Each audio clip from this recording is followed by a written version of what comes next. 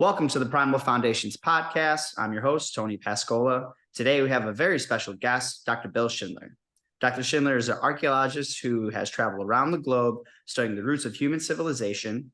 In 2021, Dr. Schindler published the much anticipated book, Eat Like a Human, with a goal to help readers find and properly prepare nutrient-dense foods that are safe and bioavailable to the human body. Dr. Schindler also owns and operates the Modern Stone Age Kitchen in Chestertown, Maryland, while also running a non-for-profit called the Eastern Shore Food Lab, where Dr. Schindler conducts research and offers hands-on immersive cooking classes. Dr. Schindler, welcome to the podcast. Thank you so much for having me. I'm happy to be here.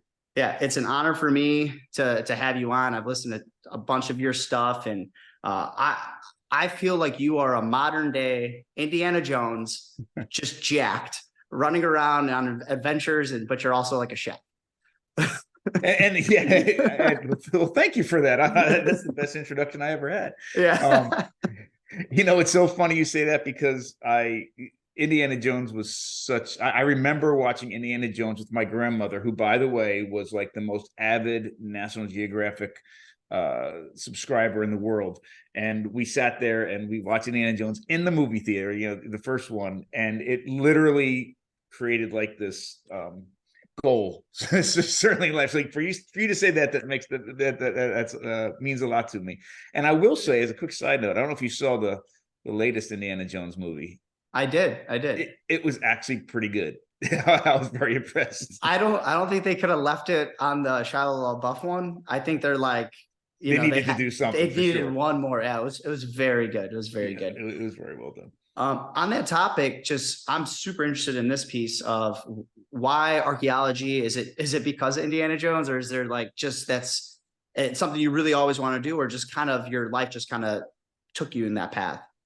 I really think it's a great question. I really think it was a combination of things. That Indiana Jones movie, and just sort of the first time I heard the word archaeologist was when I saw that movie, and to bring in that word archaeologist, which really is an academic sort of thing, but to bring it in with all that adventure and all that, especially at that time of my life was so formative. At the same time, like I mentioned, my grandmother lived across the street from where I grew up.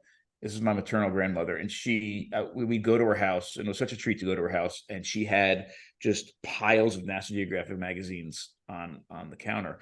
And this was at a time we had no internet, we had no cell phones. I mean, our access to the world was a Encyclopedia Britannica, the thing that we had. So to see this and to see those pictures and all these people around the world, and to start to get an idea that there was all of this amazing, beautiful diversity in the world. And, there was certainly always something that had an old skull or an old archaeological find or something in these magazines.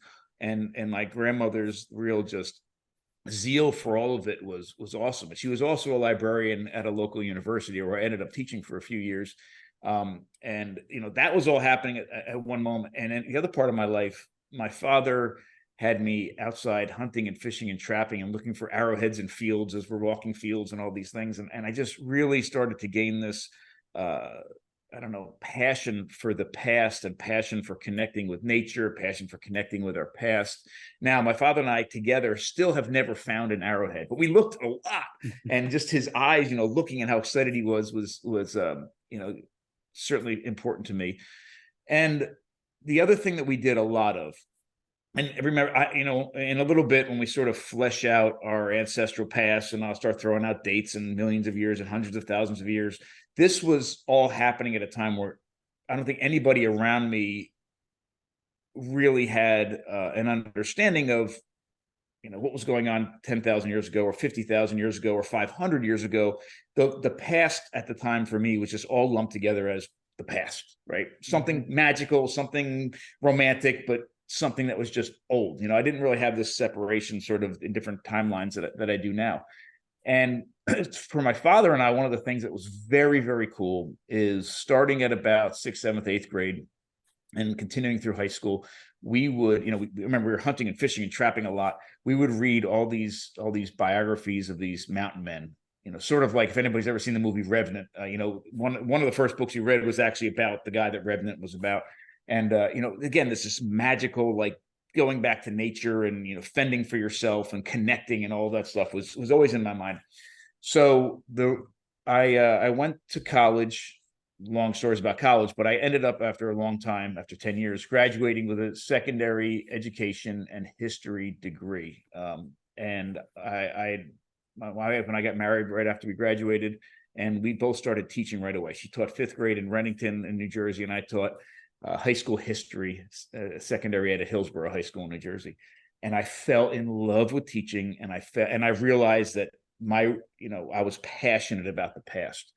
But remember, I didn't have a real appreciation for what the past really meant. I just knew that the past meant something before now. So here I was stuck teaching about like World War II history, and all this stuff is fascinating. Don't get me wrong, but it wasn't me. It wasn't what I was. So, armed with that understanding that I love teaching, but high school really wasn't my thing. And I love the past, but history wasn't my thing. It was much older. I went to my wife and I said, I need to go back to college, and I think I need to be an archaeologist. And she's like, yeah, it took you 10 years to get your undergraduate degree. I'm not really sure. I'm ready to start a family. I'm not really sure this is the direction. And she's like, I'll support you. But look, we live in New Jersey, and I'll wrap this up right now, but it's kind of a funny story. She says, it took you 10 years to get your undergraduate degree. We're living, we're married. I'm ready to start a family. Our support network's here. Her parents are there. My parents were there. Look, this worked, but she physically, this is before cell phones, she physically pulled out a map, put it on the table, and drew a circle and said, if you can find a place to go to graduate school to be an archaeologist in that circle, we can make it happen. And really, the only two schools within that circle was Temple University and Rutgers University. So I ended up going to Temple, and it was a magical experience. And that's really, from an academic perspective, how I got into archaeology. But the cool thing, and I think what I hopefully can weave together throughout the rest of our time today, is that what I found over the next several years of head in the books, studying the ancestral past, is that everything in my life was coming together through this archaeological lens. My quest to be healthy, my passion for food, my passion for connecting with the past, all the time I spent with my father in the woods, all of this came together, and my whole perspective now on food, diet, health is all focused, all based on all of that. Yeah, that's just a weaving through life, kind of figuring like, hey, this isn't for me right now, and you're finding your passion, which I love when people just find their passions and they love what they do. That's great. For me and for my listeners and even the clients that I have, the one big goal that I have is to help people find a way to live optimal, healthy lifestyles. And I really preach strength, nutrition, movement, and recovery. And those are like my foundations and cornerstones that I really work with people on. Strength, movement, and recovery, it's like one of those things, like I got to shift some mindsets here and there for clients and people, but they can get to where I'm going and they can understand it. But when we talk about nutrition, it's literally like breaking somebody out of the matrix. Talking to them about nutrition, they have all these ideas of what is healthy, and these are the foods I should be eating because they've been told for all their lives. I'm 35 years old, and I'm probably in the past 3 years have just kind of pretty much figured out like this is the most optimal healthy diet for me versus our kids nowadays. They're going through this system of they don't know what food is, they don't know where food comes from, it's all in a box and a package. If you can take us through kind of where we were as humans kind of before technology, and once we start to incorporate the technology, of where we kind of timeline head and how we kind of get into the problems that we have today. Absolutely. So what because this is a vast, I'm going to talk over question. 5 million years in a minute, and I'll fly through a couple of really big, important milestones. Yeah. But then feel free, please just interrupt me, or we can take any of this in any direction you want to dive deeper where there's maybe holes or gaps. So one thing I think everyone needs to realize at the beginning of this and to think about is our body size, and most importantly, our brain size is directly relevant to the quantity, the quality, and the type of nutrition we put in our mouths in order to fuel these bodies and brains. And we have, from a mammalian perspective, we have relatively large bodies, especially compared to our ancestors. And most importantly, our brain size is immense. We have, even though our brain represents only 2% of our body by size, it requires 20% of the nutrition that we take in on a regular basis to fuel. I mean, literally, that means if everything else was equal, every fifth meal that we eat goes solely to fuel our brains. That's how nutritionally expensive they are. And I bring that up at the beginning of this conversation because everything I'm about to say in a few minutes has to do with technology and food and the quality of that food going into our bodies. And if you think about it, over the several million years that we're about to dive into, there were massive changes in our diets, and those massive changes in our diets resulted in massive changes in nutrition, and that nutrition supported massive body and brain growth. So literally, the way that our diets changed over millions of years built us as humans, and the other physically built us as humans. And the other thing that's very important, and I hope we can get to some of this later, but I want to kind of just drop this nugget now, is that our changing diets and technologies and behavior patterns surrounding those changes in our diets also built us as humans culturally and emotionally. And if you think about it, food for humans is directly related to literally about everything that we do in life. One of the things that I like to say is, every time we take a bite of food or order off of a menu or put food in a grocery cart from the grocery store, it says a lot about who we are, right? Not only are we healthy or not healthy, but it's wrapped up with politics and religion and tradition and socioeconomic status, and all of these things are wrapped up in food. So we can't separate just our biological needs. In order to be fully nourished as a human, we have to meet our biological needs and our emotional needs and our cultural needs all at the same time. So anyhow, all that is to say, everything that I'm about to lay out for 5 million years literally built all of us at some level, biologically and culturally. And that's why I'm so passionate. And it sounds like you're just as passionate about making sure that the food comes into our bodies and our diets in the right way to achieve optimal health all the way around. All right, so this is how we start. Imagine if I took you and stripped you of all your technologies. And my view of technology goes more, further obviously than cell phones and TVs and air conditioners and things. Literally everything, including clothing. Right? I took you, stripped you down to nothing, and stuck you in the middle of the woods. Now, there's some people. You're in Chicago. I'm here in Maryland. I just got back from Austin yesterday. Right now, Austin is still 100 degrees during the day, so it's maybe not as relevant here. But the feeling I'd like to convey through that image is how vulnerable you really are. Right? And there's a reason why our ancestors were restricted to Africa until about 2 million years ago and started to spread out, because where they were in the world, their bodies are perfectly designed to operate within those latitudes and within those temperature ranges and all of that. But here you are completely exposed, and forget everything else but food for just a moment. And I dropped literally, a huge elk right in front of you. You're starving, and I drop probably the most amount of incredible nutrition in front of you. You would really quickly realize how inefficient your body is. Because if I drop maybe like a rat in front of you, you could eat it. But an elk with incredibly, all this hair, incredibly thick fur. I mean, there's a very good chance that you would be incredibly malnourished or maybe even starve to death before you got into that animal. We're not built to get into that animal. We require tools and technologies to access nutrients from our environment. So from that, you in the middle of the woods by yourself, you're restricted to using your teeth and your muscles and your eyesight and your nails to get all the food that you can get. And that's very, very limiting, because that means immediately you're not hunting. All of your sources of food are coming from either from vegetables, right? So it's vegetables or fruits, and a whole bunch of insects. That's literally what your diets are like. And that's exactly what our diets were like pre-tool ancestors. So at about 3.5, so we stand upright at about 5 million years ago, between 5 and 7 million years ago.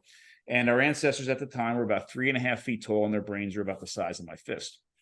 Every food that they consumed, they got with their fingers and their teeth, like other wild animals. They were eating a limited amount of fruits and a limited amount of vegetables. And I say limited because don't have the image of, grabbing your grocery cart, walking into the produce section of your local grocery store and just grabbing stuff. There's no seasons in our grocery store. There's no geographic limitations in our grocery store. We're talking about eating hyper seasonally, hyper locally, and only accessing fruits and vegetables that have a low enough toxin load that we're not going to get sick from them. Very low nutritional bioavailability, very low nutrient density in these foods. Most amount of the nutrition came from insects. And insects are also not as seasonal as plants are. So that's at about, from 5 million years ago to 3.5 million years ago, that's what the diets were like. And it worked. I mean, it supported little bodies and little brains and everything was fine. Mm-hmm. But at the time, what was happening, and this is the way I at least picture it, they're looking out over the African savanna, nibbling on a leaf and eating a termite and watching this thing unfold day after day after day. And you have this huge predator. Now, remember, we didn't have lions and tigers and bears there at that time. This is 3.5 million years ago, like we have today. We had our ancestors were watching and interacting with the ancestors to modern day lions and modern day bears. And they're these nasty, huge, crazy saber-toothed cats and all these things, right? So these predators would take down their prey, and they always did the same thing, and they do the same thing today. And don't, if you watch one of the, David Attenborough or whatever, National Geographic specials, and you see a lion like gnawing on the shoulder, that's not what happens. What happens when a predator takes down its prey is they rip apart the insides, dive inside, and gorge themselves on the blood, the fat, and the organs. The most nutrient dense, bioavailable, the most nutritional punch that animal has to offer is the first part consumed. And then these nasty, crazy predators gorge themselves and go off and sleep for a little while to digest that food. And when they go off and sleep, you have this huge dead animal covered in flesh in the middle of the savannah that ancestors to modern day buzzards and ancestors to modern day hyenas that are perfectly designed to scavenge run in, and they have the opportunity to grab a whole bunch of flesh off of that animal before that predator comes back to finish its meal. Well, our ancestors are watching this, gnawing on that termite and looking at their nails and their teeth, and they're like, well, this looks great, but we can't do anything. But at 3.5 million years ago, the evidence we have actually is 3.3 million years ago.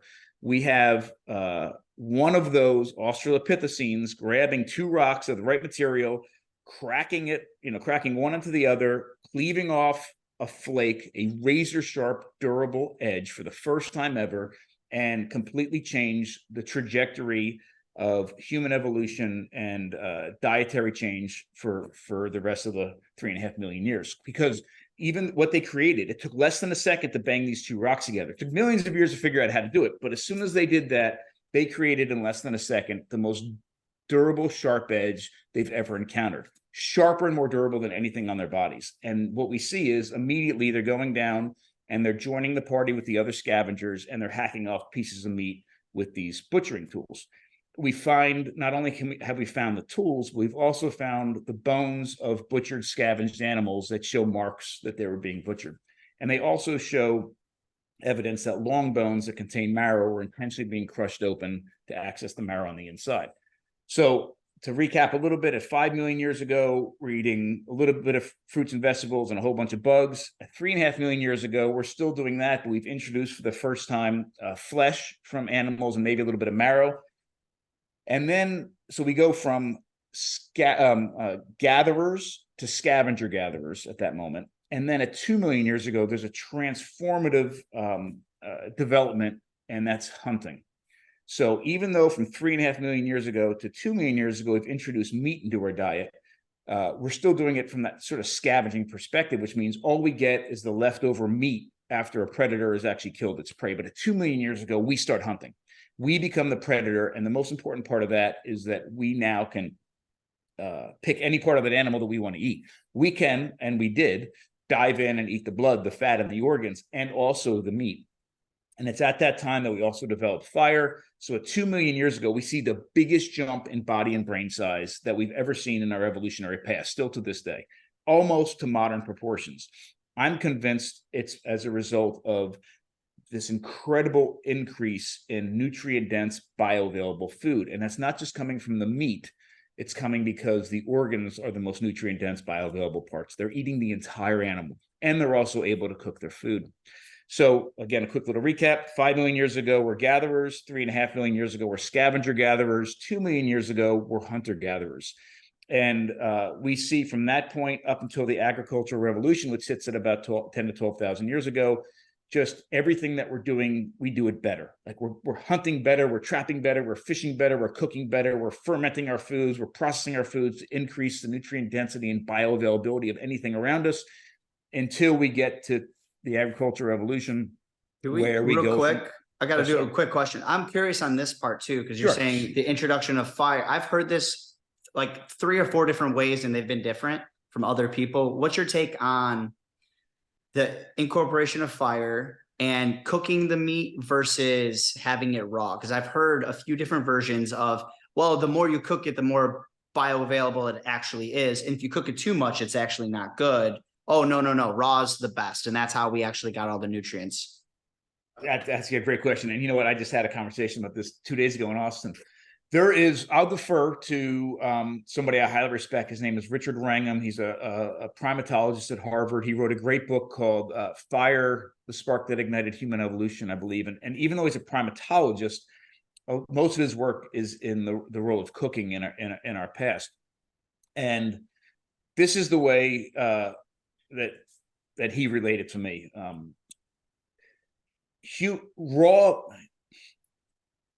Raw red meat, a hunk of raw red meat, is an incredibly nutrient dense bioavailable food, more nutrient dense or bioavailable literally than any vegetable on the planet. And I'm not like counting vegetables, believe me, we can talk about vegetables later on, but from a nutrient density and bioavailability standpoint, raw red meat greatly outweighs anything from the plant world. But from an animal perspective, meat is one of the least nutrient dense bioavailable parts of the animal, right? The blood, the fat, and the organs by themselves, I mean, you just have to get at them. You don't have to cook them. You don't have to do anything. Our body doesn't work very hard to get all the nutrition that has in it.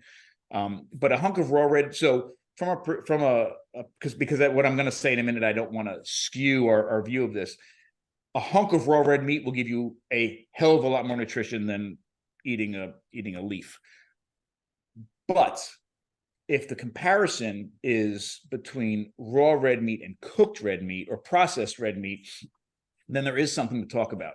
Number one, if you think about it, there's 2 ways or 2 parts of digesting food and getting the nutrients in the state that our body can access them easier. One is mechanically breaking it down. So like we put something in our mouths, chewing, right? And the other is the chemical digestive processes that happen from enzymes and a whole bunch of other things, hitting stomach acid and whatever. So if you go to a really, really, really, really nice restaurant and order raw red meat, it comes one of 2 ways. It comes as either carpaccio or tartare. Carpaccio, it's sliced super thin, and tartare, it's ground into like hamburger. Now you're getting it raw, and I know we don't think about it this way, but you've bypassed, by slicing it thin or by grinding it, a whole bunch of mechanical chewing action that we have to do. It's already broken down physically. Now, from a chemical perspective, heat does actually help. It is hard for the human. It's not hard. The body has to work hard to fully digest a hunk of raw red meat. Part of that work is us chewing it forever, and part of it is happening inside of our digestive tracts. So some kind of mechanical breakdown of that meat helps. And also a little bit of chemical helps as well. And the chemical comes from the reaction of actually heating it. So a little bit of heat on red meat actually does help our bodies access the nutrients in that meat. But absolutely, we can overdo it very easily. So my takeaway from this conversation with Richard Wrangham was, if I want to maximize, if my goal is to maximize the nutrient bioavailability in a piece of raw red meat, and my body can access all of those nutrients while working the least hard, a rare or medium rare hamburger is like the ideal, right? It's been ground up and it's just lightly been cooked, but certainly not cooked too much. I'm going to use that to anybody who goes to a steakhouse with me and orders medium or medium well. I'm going to say, listen. Yeah, absolutely. The chef said medium rare is where it's at, or rare. But the part that the reason why I spent so much time in the beginning of that answer laying it out, because I don't want anybody to think that, eating a raw piece of steak is like difficult for our bodies to access. Like we're somehow losing out on the nutrients there. Our body's just working harder to get them all, right? So Gotcha. the comparison between a piece of raw red steak and a rare hamburger, there's a little bit of a difference, but that difference is like way over here compared to something else that could be in our diet. Gotcha. So to wrap up the last piece, so we've left off at hunter-gatherers. We're hunter-gatherers for almost the entirety of 2 million years. We're hunting and gathering better and better and better. This massive influx of not only nutrition, but nutrition that's in the right state for our incredibly inefficient digestive tracts to access all the nutrients from it is supporting massive body and brain growth. At 300,000 years ago, the first modern-day Homo sapiens appear, which means biologically, essentially the same as us appear 300. So almost a 500,000 years ago, we've been running around on this earth. At about 12,000, 10,000, 12,000 years ago, depending on where you are in the world, humanity makes this major shift from focusing on hunting and gathering to domesticating one or two cereal grains, right? Like rice or maize or wheat or barley or whatever. All of our focus changes. We go from these incredibly strong, robust, healthy hunter-gatherers to, and not to overstate it, but this is the way that I view it, disease-ridden food producers. No, we're not hunting and gathering food. We're actually producing food but through farming. And then in my mind, the next major shift happens in the 1700s with the onset of the Industrial Revolution. And we go from food producers to most of us go to what most of us are today, food consumers. What's cool about the beginning part of that timeline from 5 million years ago up until 2 million years ago, and then extending for quite some time, is that every major innovation that we had increased the diversity, nutrient density, safety, and bioavailability in our food system. And we saw that in supporting massive body and brain growth and all these other wonderful things. And that entire time, there's no food chain. Like there's no links. There's no separation between anybody in a community and where their food came from. Maybe one link. I mean, maybe, that person's hunting, this person's gathering, but you know them and you've seen them. And there's no question about food. Nobody has to hire nutritionists in that sort of a food system. There's no questions about where your food is coming from, how it's being processed, anything. You also see the direct consequences of your actions. If you overhunt or overharvest or over whatever, the next season, you're like, whoa, I made a mistake, and you can adjust, right? So not only is there this incredible visceral connection to your food, but there's also this incredible visceral direct connection to your environment and everything. It's not a surprise that everything's working out really, really well. But when we hit the agricultural revolution, first of all, we lose a bunch of diversity. We go from, what's estimated at hundreds of different plants and dozens of different animals in our diet on a yearly basis, down to literally the focus is on one or two staple crops, right? Cereal grasses. So the huge reduction in diversity, huge reduction in nutrient density, huge reduction in bioavailability, and a huge reduction in safety. I mean, you go from the most nutrient-dense, safe food on the planet, organs and meat, to focusing on this incredibly chemically protected babies of these plants, these grains and seeds and nuts and legumes that are, loaded with toxins and anti-nutrients and require all sorts of processing to make them safe to consume and get the nutrients out of them. And you're separating a huge segment of society from where their food comes from. So, I learned in 8th grade from Mr. Schumann, oh my God, it's amazing because the agricultural revolution freed up members of society so they didn't have to worry about the burdens of getting their food, and they could become poets and politicians and, leaders and religious leaders and all these things, which there's some wonderful, wonderful, wonderful things about people exploring that part of humanity. But the downside is that they're getting disconnected from where their food comes from. And that food chain begins to grow. And then that becomes even more magnified at the Industrial Revolution, where most of society is taken away from the burdens of getting their food. And you have this increasingly long food chain.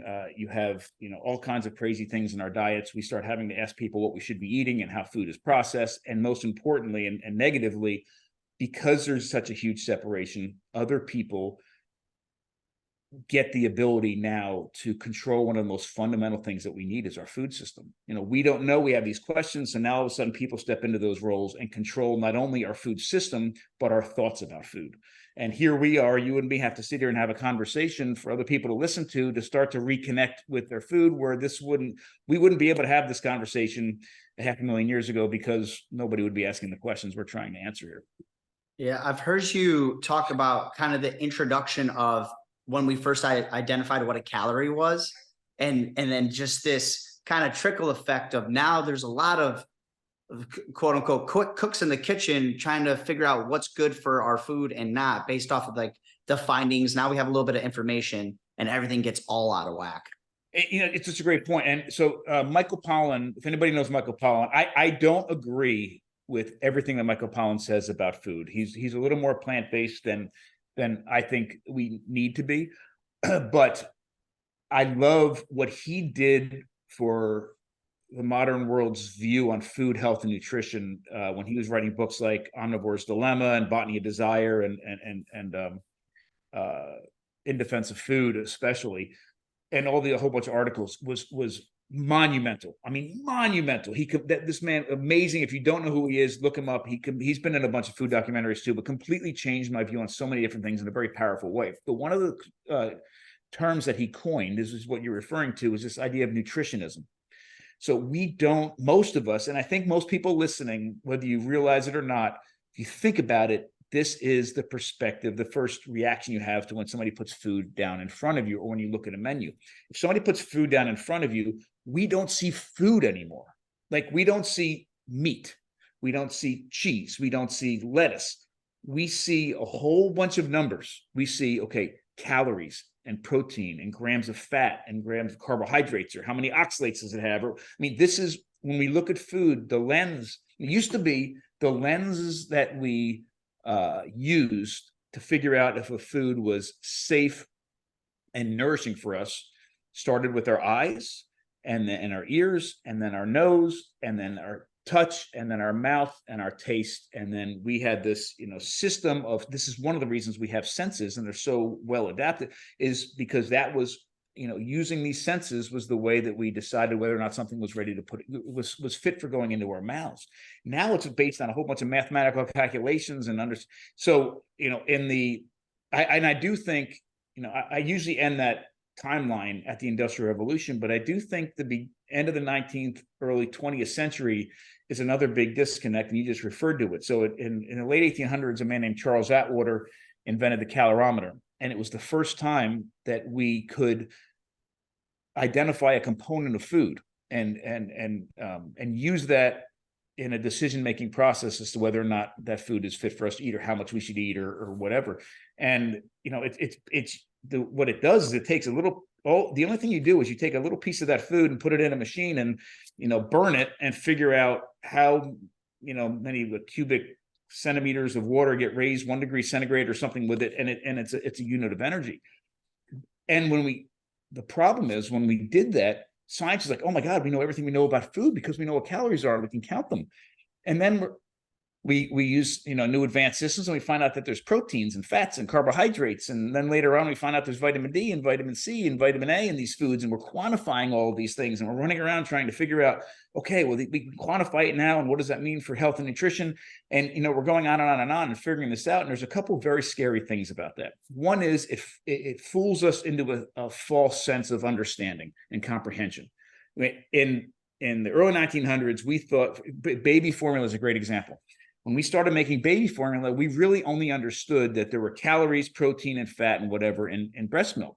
So we started to say, okay, this is all the stuff that human breast milk has, and we can replicate it in a lab, and then we can sell this. And this is not only, and we were so confident and arrogant that, this is not only the same thing as breast milk, but it's better for these reasons. And then all of a sudden, oh my gosh, babies are getting sick and babies are dying. Like, oh my God, we didn't realize that there were vitamins and things too. So we figured that, we replicate that, and same thing's happening. Babies are not thriving as much as they were on, 60 something million years of human evolution has produced human breast milk.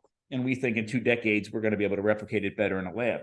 And then, I mean, this is how arrogant we are. And then in the 70s, we were so confident that baby formula was better for all of these reasons than breast milk, that, if you were a good mother in the 70s, you were told you should not be breastfeeding. You should be formula feeding your babies.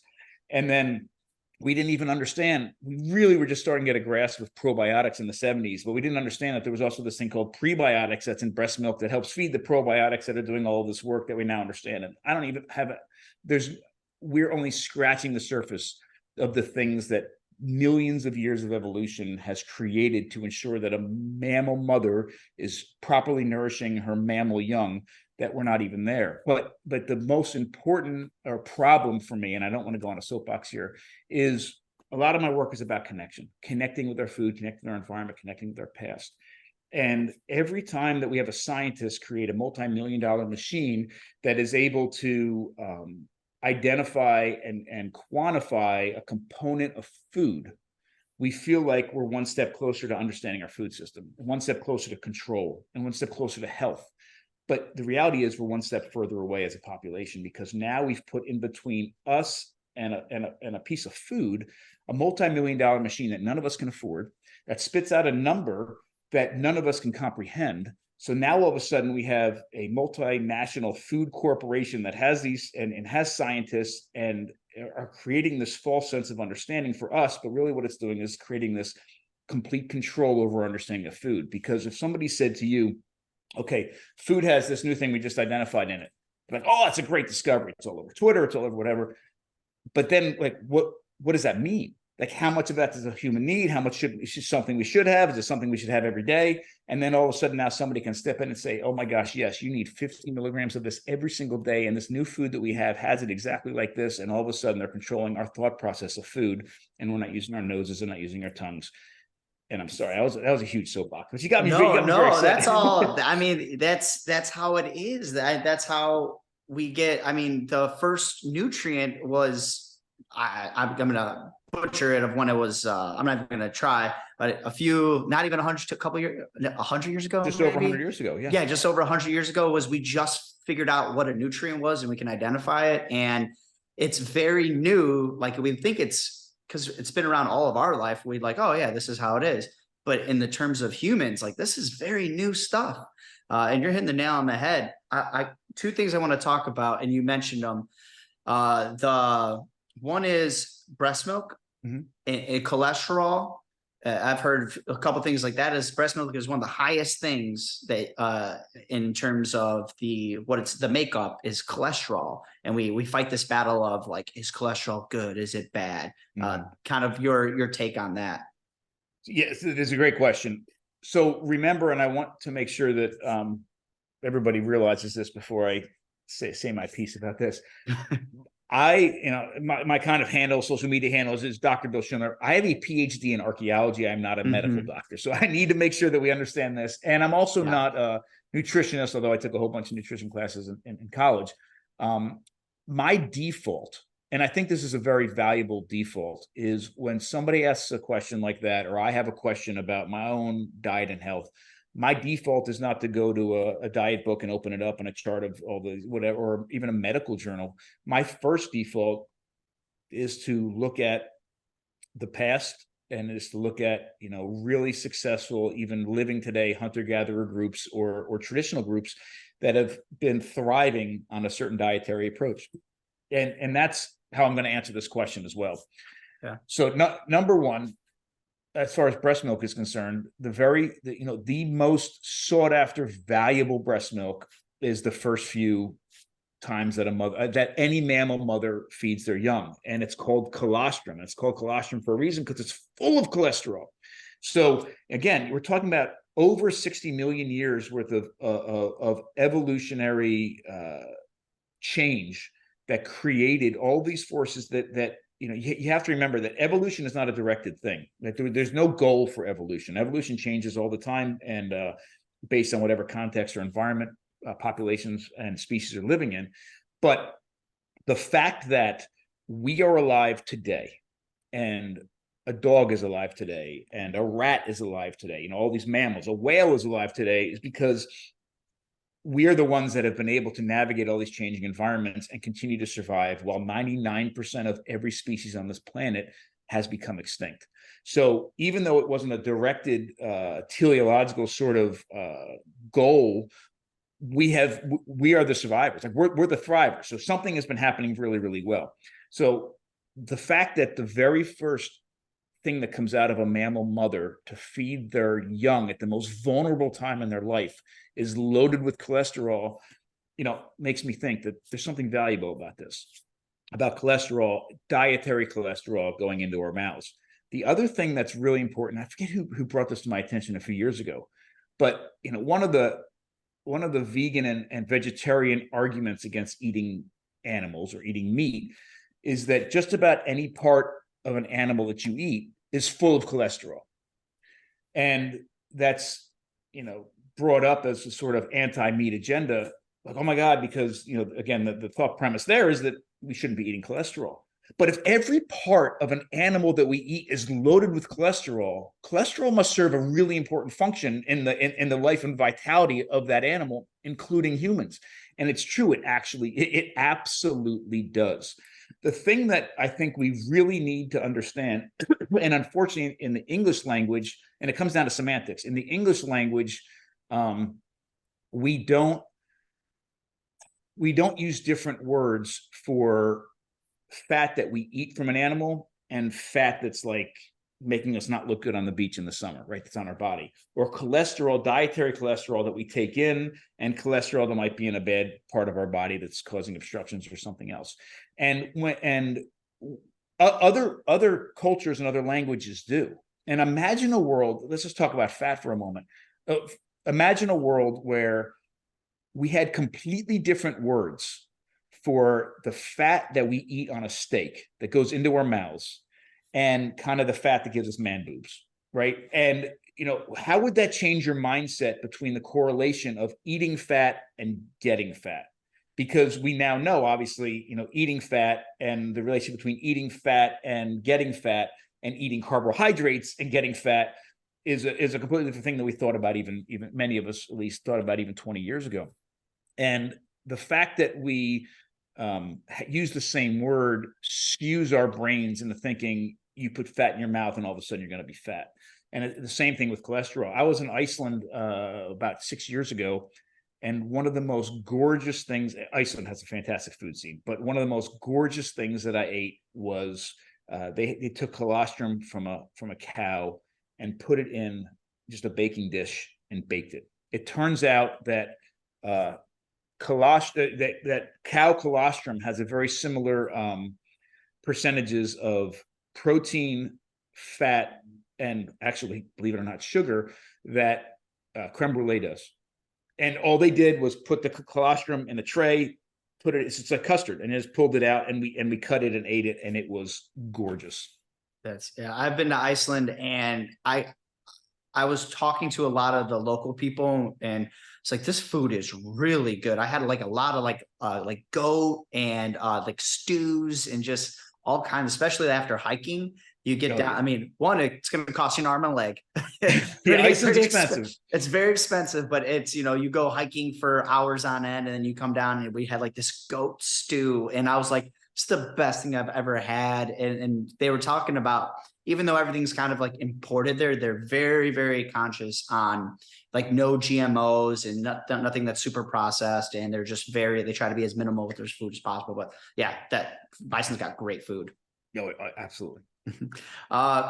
This is another question. I don't know how you can take this, but are plants trying to kill you? That's a great question.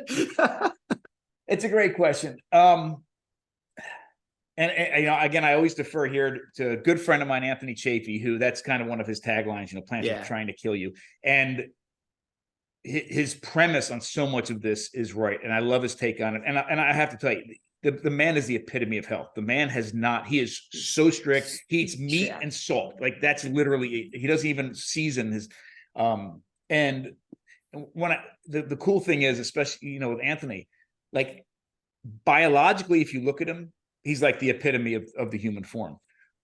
But he also has all the other things that to me speak to being healthy. Like, he's got a broad white smile, he's got white teeth, the way he carries himself, the way he talks, his excitement for life, all of those things just speak nourishment. So he's got something really, really, really figured out. And I love the work that he does. I would tweak that just slightly. So from my perspective, plants are not trying to kill anybody. Plants are just trying to do what every other organism on this planet is trying to do: survive.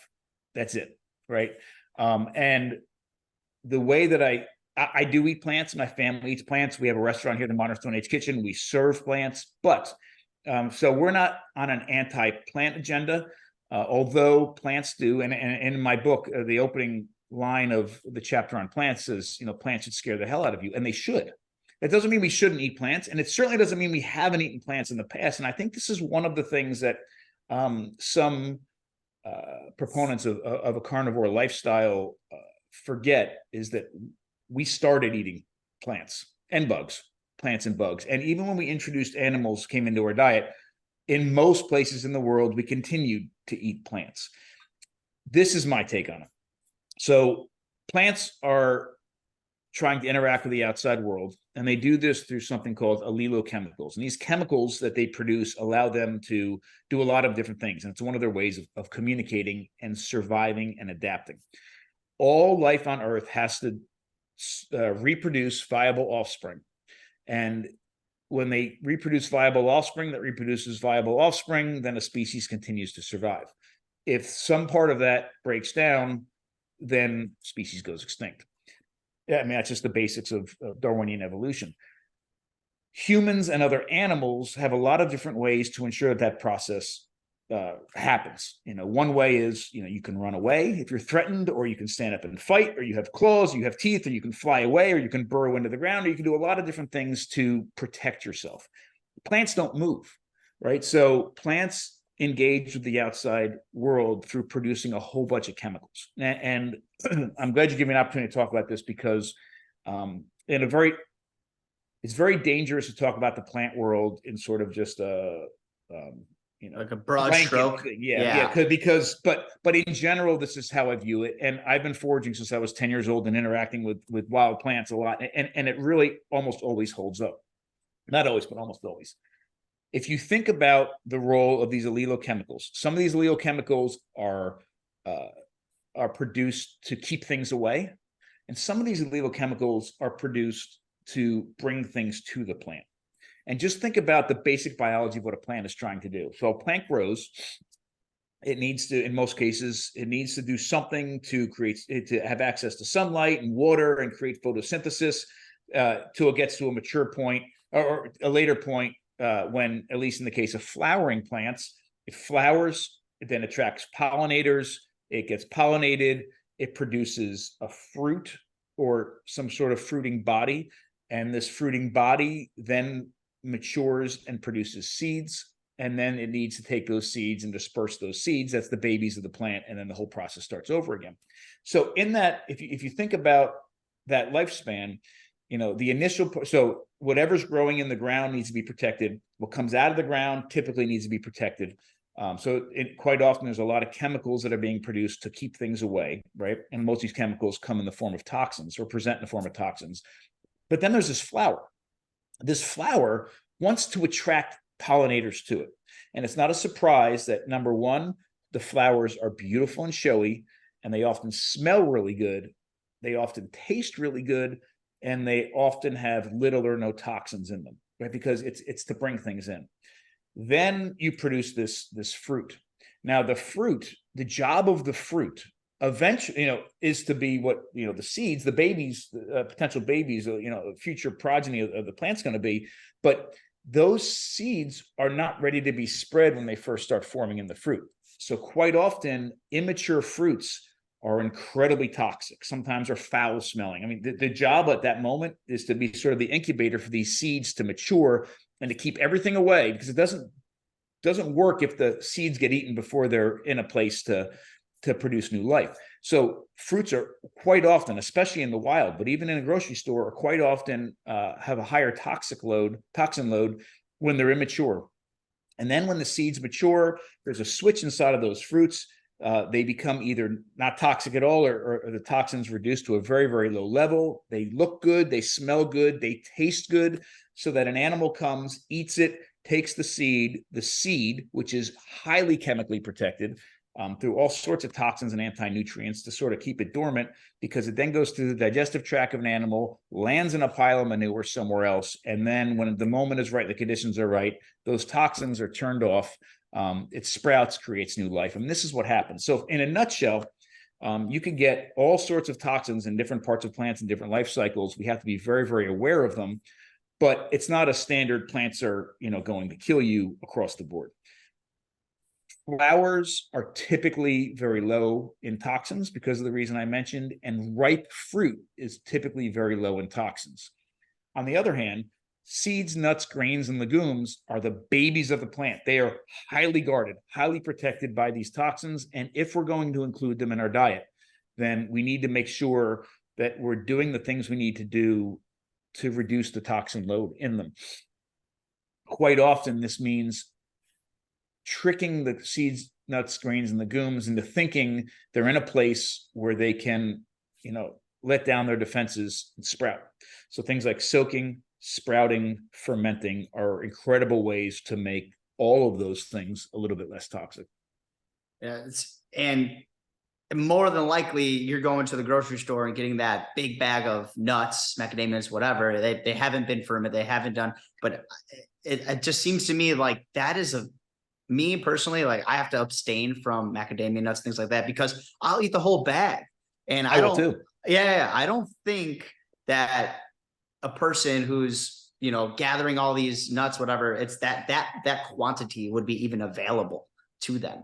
No. And if it was, this is the way I think about it. So when I go picking blueberries, you go and pick blueberries, and you pick, if anybody's ever picked blueberries or raspberries or strawberries, I'm the guy, there's two types of people that go pick these things. One is the person that picks a blueberry and eats it, picks a blueberry and eats it, picks a blueberry and eats it. And then there's me, who picks a handful of blueberries, so I can go like that, shove the whole thing in my mouth at once and chew this big, amazing handful of blueberries. Think about nuts. If you are going to get, here's an example I usually give. When I was a kid, we would go to my grandparents' house for Christmas Eve, and they'd have a bowl of nuts with shells on them, and it would be pecans and Brazil nuts and walnuts and almonds and a nutcracker. And I was so happy. I'd sit there and I'd crack nuts all afternoon and create that handful of nuts and go like this. And I was super happy. And it happened once a year. Not that we never ate nuts, but that was like that. Nuts were expensive and they came with shells on them. And if you could find a bag of shelled almonds, you couldn't afford it. Like it was off the charts expensive. That was a limiting mechanism, right? Price in the 70s and in the 80s on nuts was a limiting mechanism and restricted people from buying massive amounts of nuts. There was a sort of social or cultural limiting mechanism on nuts because nuts are like a special thing. Like you put them out at an event, or you put them out at a special thing, or on a holiday. And there's also that mechanical limiting mechanism. Like it came with a shell on it, and then you had to bust open that shell. And if anybody's ever busted open a walnut, there's an art to it. And if you don't get it right, you're sitting there picking little pieces of the walnut out, and it takes a whole lot of time.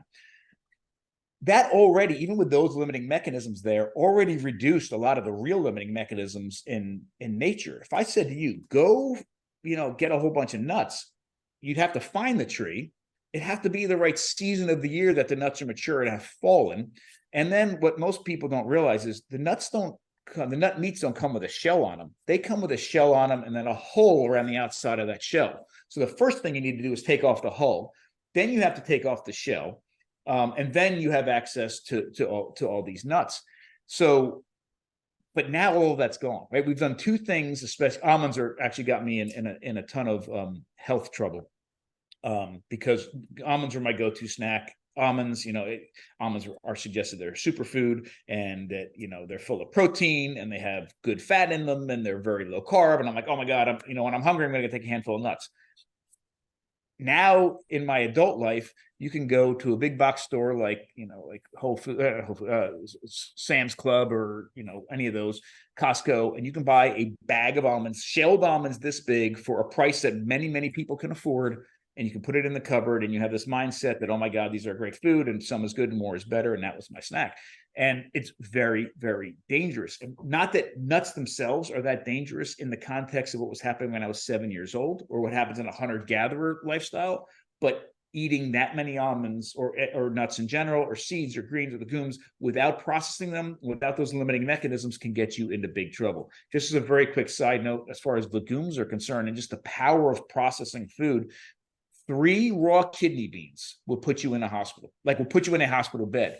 Now, those same kidney beans, if you soak them overnight and then cook them, you've reduced the toxin load, not completely, but to the point where they're a heck of a lot safer to eat.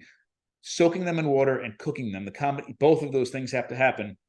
You've transformed a potentially fatal food into something that has the ability to deliver nutrition with a lot less risk. Yeah. And I want to get your take on this. We've talked about the nutrition piece. I follow Mark Sesson stuff a lot too, and he talks about, again, a lot of nutrition, but also this primal lifestyle. And one of the things he says is there's a lot of, if we're going back thousands and thousands of years, there's a lot of play. There's a lot of play involved. There's a lot of how we live our lives today, just the hustle and bustle, work, and all those things. We have this vision of, back in the day, they were just hunting all day, running from things. Not to say that they weren't running from certain things, but his take is there's a lot of downtime for people who lived thousands of years ago. Can you kind of speak on how kind of that lifestyle? Yeah, absolutely. And he's 100% right. And I think we need to, I was just at I was telling you, this wonderful weekend with some incredibly smart people, discussing really political economic thought and all these. One of the things that kept coming up with some of the authors we were reading was this notion of idleness and leisureness. And quite often it came up, and we're talking, a lot of these things that we're reading were written in the 1700s and 1800s. And remember, we're in the Industrial Revolution, and they want workers to work really hard. And it was coming up in a negative sense, like that idleness and leisure time was a negative thing, because humans, if they're industrious, they need to be working as hard as they can. In the 1800s and 1900s, when archaeologists and anthropologists and other disciplines were trying to piece together and understand and recreate what our past was like and our ancestors, there was this idea of it was brutal and it was harsh, and they were working all the time for their food, and they were starving all the time and doing all these things, and it was terrible. And then when we really started to ethnographically study living hunter-gatherer groups and people in traditional societies, and really looking at what does it take to meet your basic needs in a good environment, with good access to resources, what does it really take? Everything started to shift. We're like, whoa. And we were able to not only look at our hunter-gatherer ancestors in a different light, but it also allowed us to look at our current modern situation in a different light. The way we're reconstructing it now and depicting it now is that, people in the past worked a lot less to meet a lot less hours, a lot less hard, brutal hours to meet their basic needs, to nourish themselves, and had a lot more leisure time to play, to visit, to tell stories, to create, to think, to watch the stars, whatever, than we do today. And if you think about it, just to put it in a little bit of a perspective, if you're living in now, and one of the other issues with this too is that modern day hunter-gatherers have been pushed away into the margins of resource-rich lands. It's not a surprise that almost every major city in the world is sitting on top of thousands, tens of thousands, in some cases hundreds of thousands of years worth, well, hundreds of thousands in Africa, but a ton of prehistory right underneath it, because they're in a place that's the perfect place to be. They're usually on a river. They have amazing resources. So this is where hunter-gatherers were, but then early agriculturalists were there, and then cities popped up and popped up and popped up. And at the same time that we have these, city states developing, we're pushing all these hunter-gatherers out into the margins, into less productive land, because we're doing it. So even when we're studying these hunter-gatherers in these marginal lands, they're working less hard to meet their nutritional needs and doing a better job of it than these people that are in the cities or people that are farming. Think about how hard, anybody listening to this, how hard do you actually work for your food? And I don't mean how long does it take you to shop in the grocery store and bring it home and put it in the fridge and put it in a pan and cook it. Like, how many hours are you working in an office to get the food or get the money to then go buy the food that you're going to go back? And if you start stringing all that together, you're working really, really hard for that food that is pitched to us as being this really modern convenience. It's not. I mean, it's not at all. So the idea now is that people in the past had a lot more leisure time to do all sorts of things. And I don't mean they were laying in hammocks all day long just looking at the stars, but leisure time to engage in other things that it means to be human, and play is absolutely one of those. Yeah, I want to take a book. Every time I'm like hustling and bustling and doing things, I'm like, I need to take a break from the screens. I got to, even though this is how we get information out, right? Sure. The screens, podcasts, all those things. But taking like walks and just taking an hour of like not bringing my phone with me, and not, my mother hates it when I do this, but she's like, I called you. I was like, oh, I was on a walk and I had my phone. She goes, are you serious? But just taking those breaks and those times to just really reflect and just not get so caught up in the hustle and bustle, and just try to live a good, peaceful life. And I kind of want to segue and kind of end with talking about your projects, the Modern Stone Age Kitchen, and also the Eastern Shore Food Lab, which is kind of housed in the same spot now, correct? Yeah, absolutely. So thank you for the opportunity to talk about them both. Yeah. I'm excited about both of them, and they've become the core of everything that me and my family are doing right now. So we have two major entities right now, and they both sort of fall under this umbrella of our approach, Eat Like a Human. The focus of what we're doing is to preserve and revive ancestral and traditional approaches to food. So preserve them, meaning we're living and working with indigenous groups and traditional groups, documenting their approach to food, because many of these foodways are literally disappearing and dying. So that we have them. And I think that's very, very important. But the next step, which I think is equally, if not more important, is to take that information and use it to make a difference. I mean, we can write a book about it, we can write an article about it, we can write a blog post about it, but the reality is, how can we take this incredibly valuable disappearing information and make a difference in our own lives?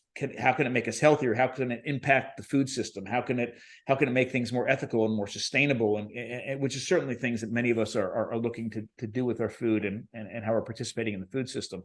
So the nonprofit is engaged, the Eastern Shore Food Lab is engaged in research, but also empowerment, taking that information, and through classes, through blog posts, through in-person classes, live virtual classes, through events, conferences, all of those things, conversations like this, we try to take that information and make it really, really valuable. And our goal really is to transform the way that people nourish their families in their own homes. And that's why we're so dedicated and passionate about this aspect of it. However, one of the things that we learned, and when I really started down this rabbit hole about 20 years ago, it impacted, my shift in thinking about the role of food in our diet and processing food and all this, impacted not only my own health, but certainly the health of my entire family. So we spent 20 years incorporating all of these principles into our own family.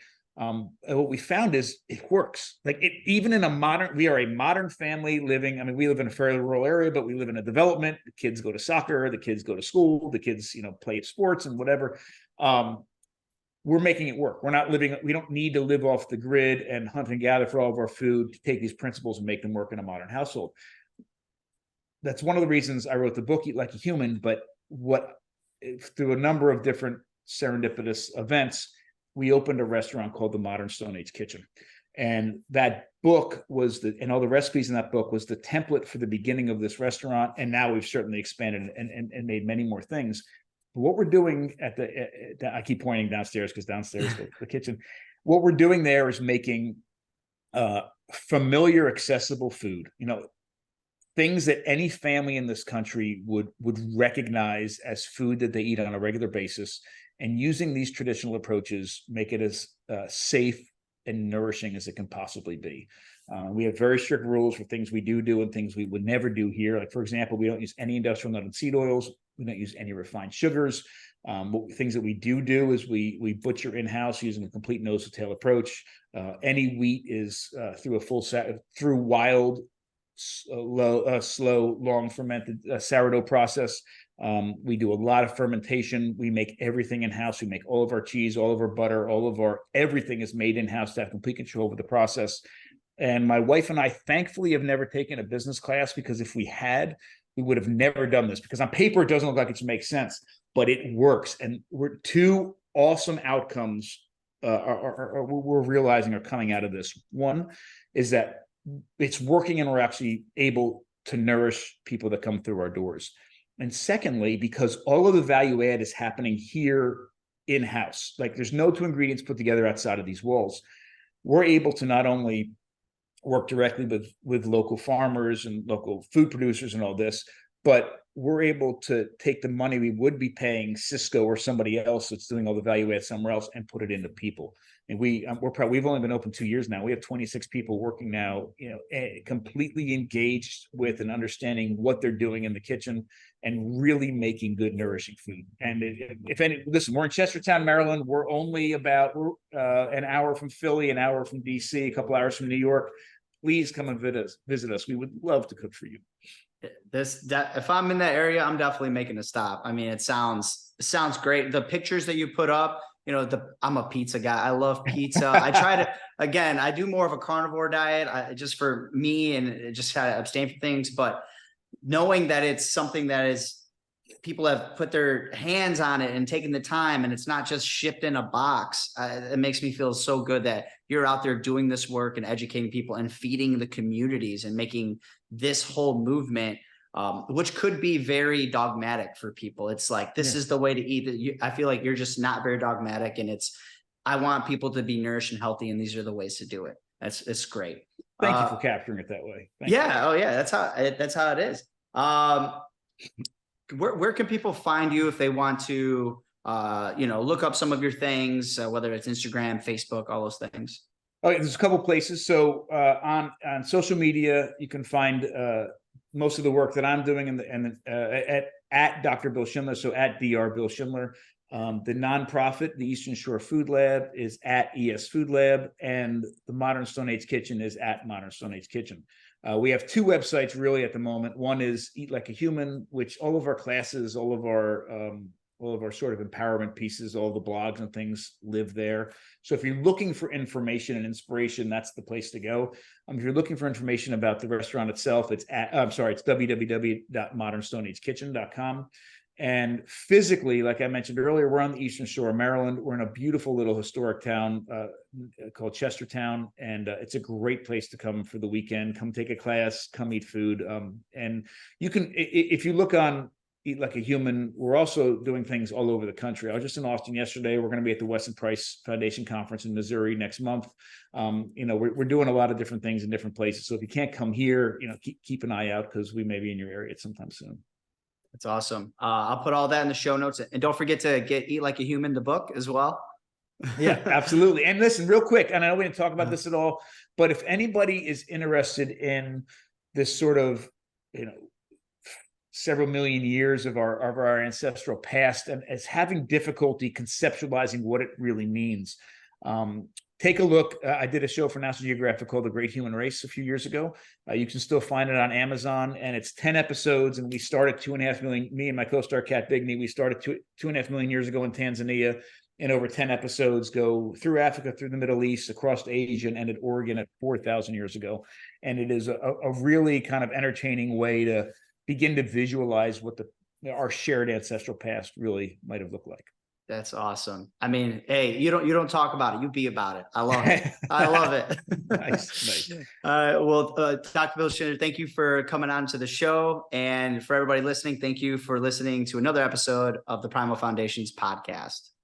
Thank you so much.